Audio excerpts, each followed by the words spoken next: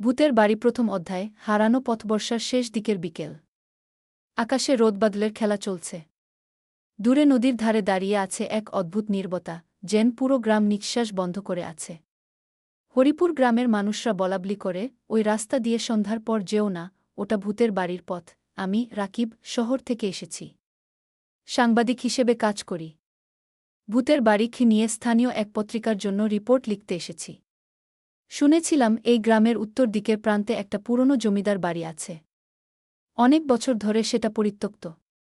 মানুষ বলে রাত নামলেই সেখানে আলোর ঝলকানি দেখা যায়, কারো হাসির আওয়াজ আসে, কখনো আবার কান্নার মতো শব্দ। কেউ কেউ নাকি দেখেছে সাদা শাড়ি পরা এক নারী বারান্দায় দাঁড়িয়ে নদীর দিকে তাকিয়ে আছে। আমি এমন গল্পে বিশ্বাস করি না, তাই কৌতূহল থেকেই এসেছিলাম। গ্রামে ঢোকার পর বয়স্ক মিস্ত্রি লালচান মিয়া আমাকে সতর্ক করলেন, বাবা, ওই পথ ধুইরা যেও না। সন্ধ্যা পেরাইলেই ওই বাড়ির দিক থেইকা আওয়াজ আসে। আমি হাসলাম, আওয়াজ মানে বাতাসের শব্দ? চাচা, তিনি গভীর চোখে তাকিয়ে বললেন, বাতাসেরও যদি হাসির আওয়াজ থাকে, তা হইলে বুঝবা। তারপর আর কিছু না বলে তিনি নিজের খুপড়ি ঘরে ঢুকে গেলেন। রাস্তাটা সরু, দুই পাশে ধানের ক্ষেতে ব্যাঙের ডাক, আর মাঝে মাঝে ঝিনি পোকার আওয়াজে পুরো বিকেলটা যেন ধীরে ধীরে রাতের দিকে হেঁটে চলেছে। নদীর ধারে পা রাখতেই এক ঠান্ডা হাওয়া এসে কানে ফিসফিস করে গেল। অদ্ভুত এক গন্ধ, পুরনো কাঠ, ভেজা মাটি আর কোথাও যেন ধূপের মতো একটা গন্ধ। দূর থেকে দেখতে পেলাম বাড়িটা।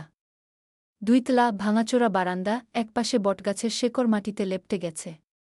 দেয়ালে শ্যাওলা জমেছে, জানালাগুলো বন্ধ, কিন্তু একটা জানালায় পর্দা যেন হালকা দুলছে। আমি ঘড়ি দেখলাম, সন্ধ্যা ৬টা বাজে। ভাবলাম একটু দেখে ফিরে যাব। রিপোর্টের জন্য কয়েকটা ছবি তুলব। ক্যামেরা বের করতে যাব, ঠিক তখনই মনে হলো কেউ যেন আমার নাম ধরে ডাকছে, রাকিব। চারপাশে কেউ নেই। নদীর হাওয়া বইছে, পাতাগুলো কাঁপছে, কিন্তু শব্দটা একদম স্পষ্ট। আমি গলা শুকিয়ে ফেললাম। নিজের কানে ভুল শুনেছি মনে করে এগিয়ে গেলাম। বাড়ির সামনে পা রাখতেই দরজাটা কিচ করে খুলে গেল, আমি স্পর্শই করিনি। অন্ধকার বারান্দার ভেতর থেকে হালকা আলো দেখা যাচ্ছে, যেন কেউ একটা প্রদীপ জ্বেলে রেখেছে। আমি ক্যামেরার ফ্ল্যাশ অন করলাম। একবার ছবি তুলতেই আলোটা নিভে গেল। নদীর হাওয়া থেমে গেছে। পুরো গ্রাম নিস্তব্ধ।